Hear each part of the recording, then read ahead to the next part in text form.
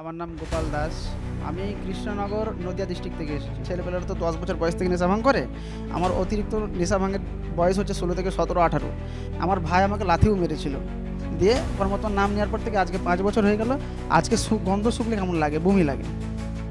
এই যে করোনা চলছে, এই মানে মানুষ অনাবর্ত মানুষ মারা যাচ্ছিল যে আমাদেরকে বাঁচাবে। সেই সময় তো আমি ভাই পেয়ে গেছিলাম যে বাঁচার জন্য তো একমাত্র সন্ত রামপালজি মহারাজই আছে।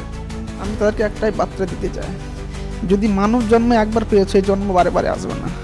এই মানব জন্মে কিন্তু আমাদের জীবাত্মার কল্যাণ হবে। আর জীবাত্মার কল্যাণ করতে গেলে সন্ত রামপালজি মহারাজের কাছ থেকে নাম দীক্ষা নিতে হবে।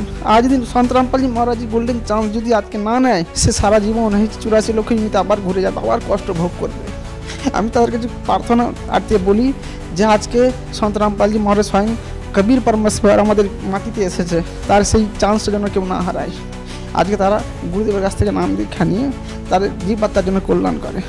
সম্পূর্ণ ভিডিওটি দেখার জন্য ডেসক্রিপশন বক্সে দেওয়া লিংকে ক্লিক করুন।